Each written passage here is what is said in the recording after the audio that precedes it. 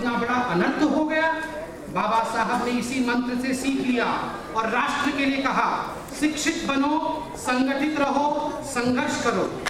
14 अप्रैल 1891 इंदौर के निकट मऊ नामक स्थान में भीमराव अंबेडकर जी का जन्म हुआ। पिता का नाम रामजी सकपाल, माता भीमाबाई अंबेडकर। भीमराव उनकी 14वीं संतान थी। महार जाति के कबीरपंथी थे बाबा साहेब भीमराव अंबेडकर। पिता रामजी अंग्रेज आर्मी में सूबेदार मेजर थे, किंतु दुर्भाग्यवशत 1896 में माता भीमाबाई का देहांत हो गया।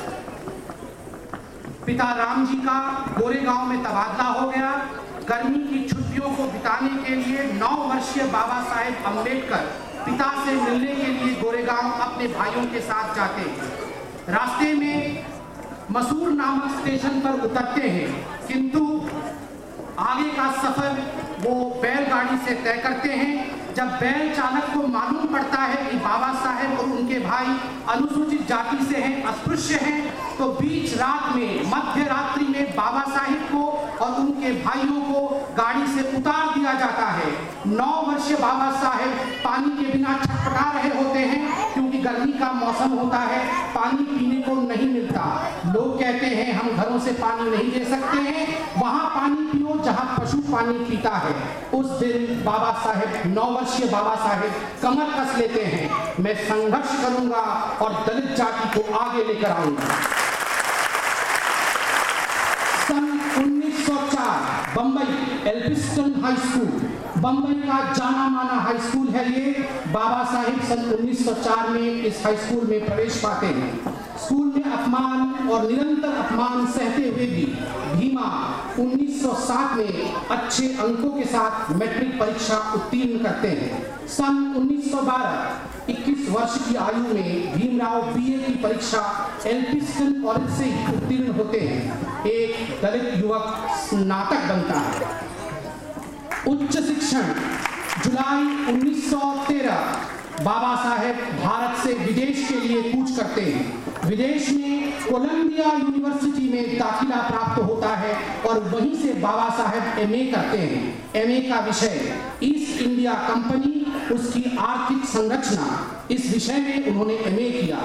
1916 युवा बाबा साहेब अंबेडकर 25 वर्ष की आयु में इतिहास रचते हैं।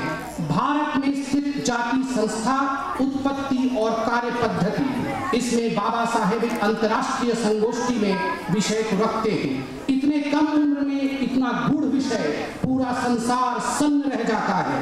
उसी वर्ष Baba Saheb national dividend of India, historical and analytical study नामक विषय पर पीएचडी के लिए अप्लाई करते हैं। 8 वर्ष के बाद बाबा साहेब को इसी विषय पे पीएचडी मिलता है। 1916 अमेरिका से बाबा साहब लंदन की ओर जाते हैं। लंदन में विश्वविख्यात school London school of economics and political science में बाबा साहब को दाखिला मिलता है। 1922 में बाबा साहब बैरिस्टर बन जाते हैं। Barrister Baba Saheb Ambedkar, doctor Bhimrao Ramji Ambedkar, professor BR Ambedkar, Bhimrao के इन सब विविध रूपों से समस्त भारत परिचित हो जाता है। एक दलित शिक्षा के शिखर तक पहुंच जाता है। जनवरी 31, 1920 इन्हीं दिनों बाबा साहेब महाराज साहू जी से मिलते हैं। साहू जी उन्हें पत्रकार बनने के लिए कहते हैं और पत्रिका निकालने के लिए कहते हैं। 31 जनवरी 1920 को मूक नायक नामक मराठी पत्रिका का पहला अंक प्रकाशित होता है। जाने अनजाने बाबा साहेब ने इसी दिन से दीन दलित उपेक्षित और हजारों वर्ष से मूक दलित जनता के नायकत्व को ग्रहण करते हैं। बाबा साहेब मूक नायक बन जाते हैं। 9 मार्च 1924 बहिष्कृत भारत नामक पत्रिका जन्म होता है और अस्पृश्यों के हितों की सुरक्षा हेतु एक नई संस्था का गठन होता है, जिसका नाम रखते हैं बहिष्कृत हितकारिणी सभा।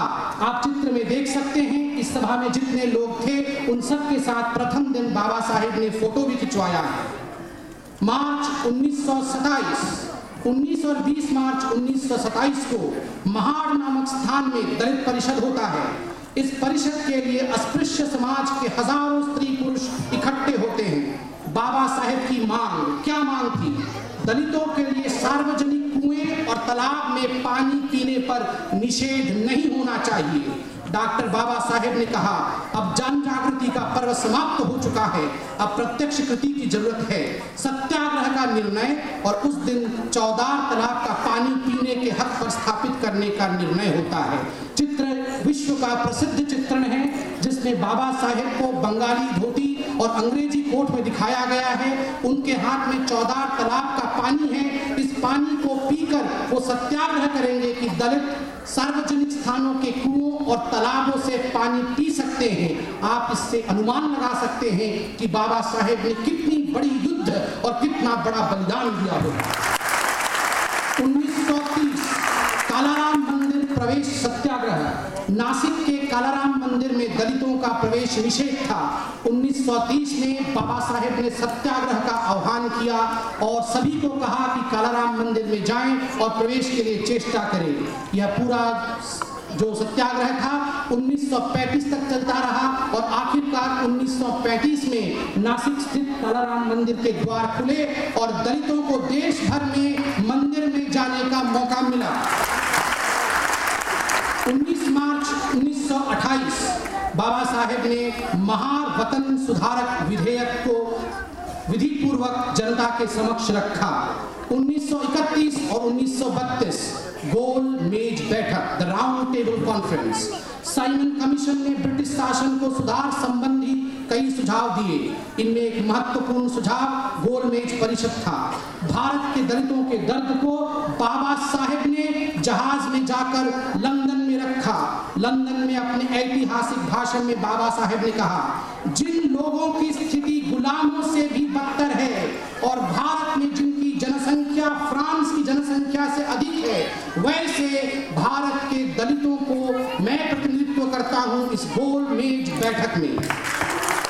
सितंबर 1932 पूना करार, ये बाबा साहेब के जीवन का और महात्मा गांधी के जीवन का एक बहुत बड़ा अध्याय था।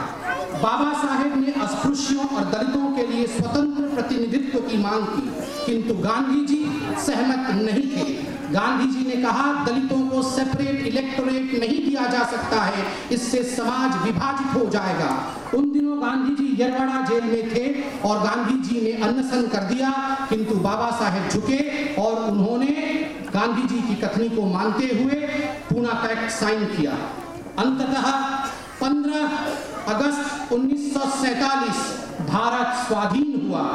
डॉक्टर बाबा साहेब अंबेडकर भारत के संसद तक पहुंचते हैं बॉम्बे लेजिस्लेटिव कांग्रेस पार्टी के द्वारा और बाबा साहेब अंबेडकर भारत के स्वतंत्र भारत के प्रथम विधि मंत्री अर्थात लॉ मिनिस्टर बनते हैं।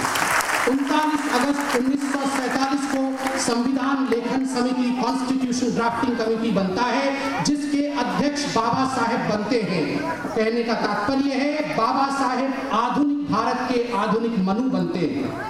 किंतु हिंदू कोड बिल पास न होने के कारण 1991 में बाबा साहेब मंत्री परिषद से इस्तीफा देते हैं। प्रथम संसदीय दल चुनाव 1952 कांग्रेस पार्टी के कजरोलकर द्वारा बाबा साहेब को हराया जाता है और बाबा साहेब राज्यसभा से, लोकसभा से नहीं, संसद पहुंचते हैं। 1956 14 अक्टूबर बुद्ध एंड धम्मा कंप्लीट होती है किताब और 14 अक्टूबर 1956 में लाखों अनुयायियों के साथ नागपुर के दीक्षा भूमि में बाबा साहब बुद्ध धर्म को ग्रहण करते हैं। बुद्धम शरणम गच्छामि, संघम शरणम गच्छामि, धम्मम शरणम गच्छामि की गूंज चहुंदिक दिशा में गूंजती है। 6 दिसंबर 1956 एक विराट अंत होता है। दिल्ली के 26 अलीपुर रोड जो कि विधानसभा के सामने ही है, उसी दिन रात्रि अपने महानिद्रा में बाबा साहब अपने निर्वाण को प्राप्त होते हैं। एक युग का अंत होता है। बाबा साहेब तो सो जाते हैं किंतु हजारों लाखों लोग पूरे देश में जग जाते हैं। ये बाबा साहब की जिंदगी थी। हम सबके हृदय के नेता प्रधानमंत्री श्री अटल बिहारी वाजपेयी द्वारा बाबा साहेब भीमराव अंबेडकर की वेबसाइट का उद्घाटन 6 दिसंबर 2011 और अंतिम स्लाइड में भारत रत्न बाबा साहेब अंबेडकर 1990 में भारतीय जनता पार्टी के कहने पर उस समय मौजूद वीपी सिंह सरकार ने बाबा साहेब को भारत रत्न दिया। भारतीय जनता पार्टी का बहुत बहुत बहुत धन्यवाद। अब अंत में ये चलचित्र खत्म हुआ। हम 1 मिनट के लिए बाबा साहेब को पर्दे पे साक्षात देखेंगे, उनकी आवाज को साक्षात सुनेंगे। बाबा साहेब ने संसद में जो प्रथम भाषण दिया था, उस भाषण का 1 मिनट का चलचित्र हम देखेंगे। ये बहुत मुश्किल से प्राप्त हुआ है और ये हमारा सौभाग्य है कि हम उनकी आवाज को सुन पाएंगे।